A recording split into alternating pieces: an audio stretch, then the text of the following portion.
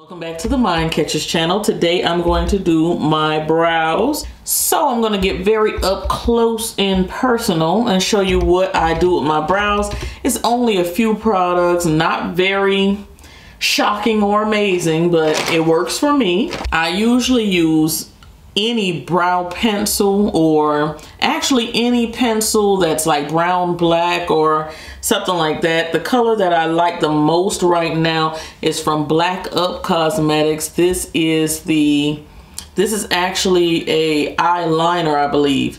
It's an MS04 and the color is just perfect for my brows. That's the color. And it's waterproof and smudge proof and everything, so I really like this.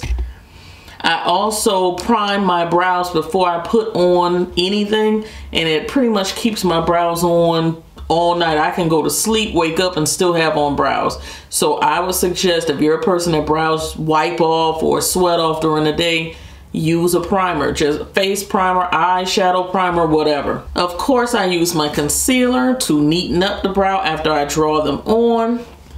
And I have disrespectful brows, so I need some sort of brow gel. Now, this one came in a BoxyCharm. I'm not really particular on which one I use, but this one works pretty well. Lots of other companies have them for cheaper. This one is from The Brow Gal, Tanya Crooks. And it says it's in Brown Hair 02. It's tinted brow gel with microfibers in it. So it kind of helps the brow not look too dark. It kind of lightens it up just a tiny bit. So that works out good. Also, I use one of these flat definer brushes. This one is from Sigma. And I've been training myself to use this. This is the E15. I already moisturized my face and through my brows, like always. And I apply a little tap of primer. And I just rub it in. I try to make sure it gets all the way down to the skin. Another brush that might be useful to you is a spoolie, because you're going to want to, that's what a spoolie is. You're going to want to brush up those hairs. And like mine are very stringy and straggly.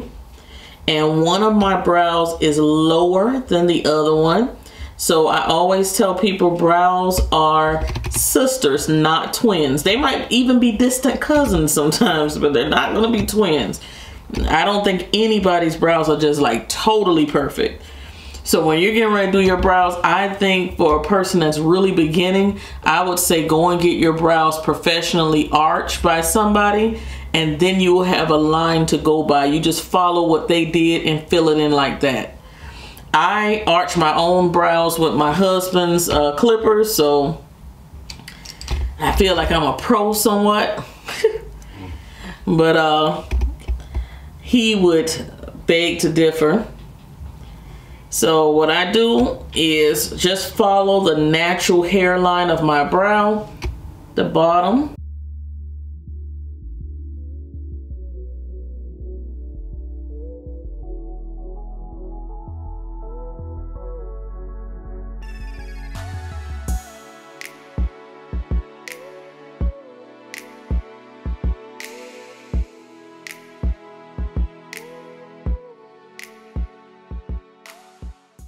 And as I draw in the bottom line there, I do take the pencil and kind of tap inside a little bit just to fill in some hairs that's not there.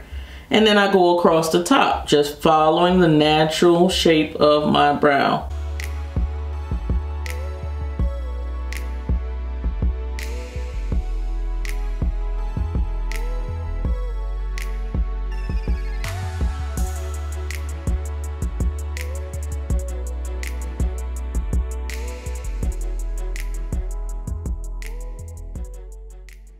And then I can go inside, kind of tap a bit, fill in some areas. I think right about now, a lot of people are going for more of a natural looking brow. So I've been trying not to be too heavy-handed with the pencil. Okay, so after I have it looking like that, to me it looks kind of natural. I do see my line because I'm the one that did it, but I'm thinking if somebody walked up on me, they won't stare too badly. It would look like, okay, yeah, she has pretty decent brows. So we're going to take our Brow Gal gel. And like I said, this one comes in a brownish color. And I'm going to just brush these in place.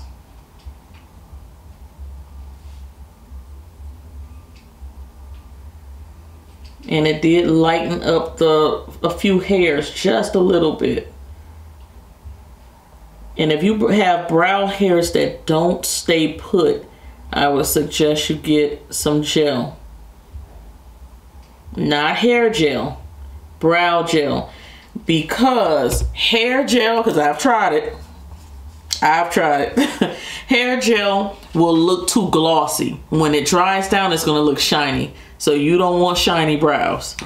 So get you some brow gel, just food for thought. All right, so I'm going to take my Pro Concealer here. I'm putting a little bit of that on my hand. This is in the shade Chestnut. Now my natural skin tone is a little darker than that, but that's what I have sitting here right now, so that's what I'm using.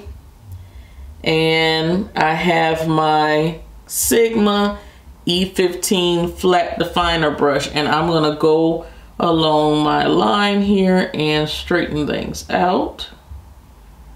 You have to have this is the part where you have to have a steady hand.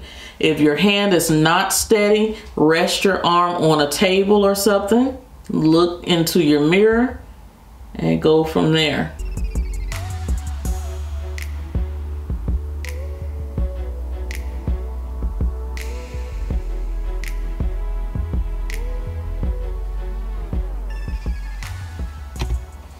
And practice makes perfect. It's not a race.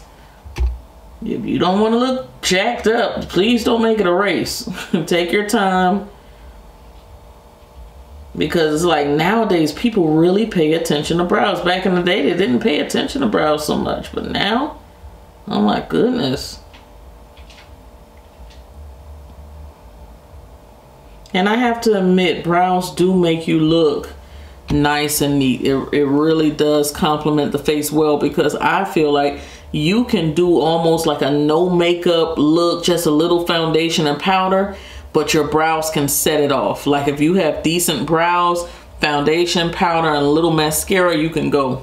All right, so you see I followed the line, natural line of my brow, and I blended it down. Sometimes you could take your finger and just tap it into place. I usually put a little concealer on my lid anyway, so that's fine. And now I'm gonna go to the top of the brow. Following the shape. If you're a little unsure, stay a little above the brow. And try not to touch the brow hairs. See, I'm well above my brow. And then I'm gonna slowly take the brush closer and closer and closer, because I don't want to mess up.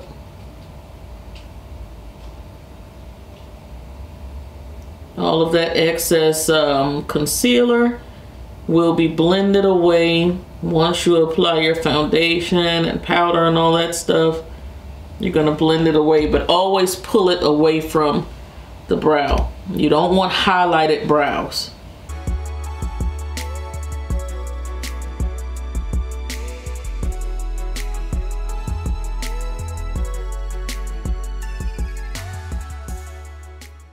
Another thing, try not to use too much concealer. The more concealer you use, the more you're gonna have to blend away. And if you know you're not a very good blender as far as around the brows and stuff is concerned, I would go very light with concealer.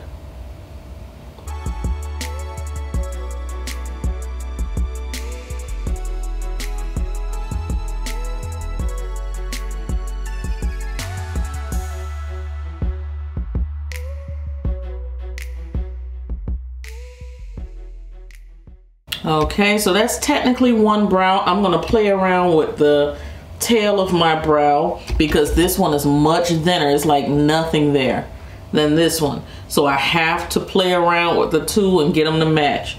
So I'm gonna play around with this one for a while, thin it out, take more away, and try to get those two to match.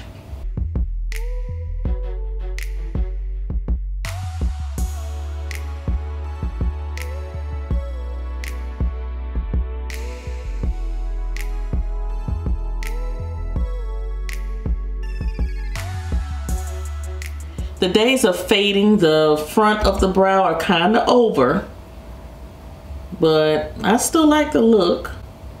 I don't like the unibrow look. You have to blend that away very well. I understand the unibrow look, especially if you don't know how to do the brows and you're connecting them. I do have a tutorial like that. I'll link it down below. Sometimes it's best to connect them if you don't know where your brow line starts. That way you can make them as even as possible, but you have to be sure to blend it away in the middle so you don't have that unibrow look. So I'm gonna leave that one down below, and I have another brow tutorial for people with very thin brows, because I used to pluck until I had nothing, child. And until I grew some brows back, that's what I used to do. So I'm gonna leave that one down below as well. Okay guys, so that's the first brow. I'm gonna go ahead and do the other one really quickly. Hopefully they match pretty well, and I'll be right back. Alright guys, so that is what I have. Hope that you guys like that tutorial. If you like tutorials that are long and I explain things very well in depth, come on over to Patreon. That's what I do there. I'll leave my Patreon link down below so you guys can come over and check it out. It's free to come over and at least look at it, check it out, see if you guys like it. If you like some of the content, I invite you to stay, okay? But that is it, and I hope that it's helpful to somebody out there. I will talk to you guys in the next video. Cyber kisses. Bye.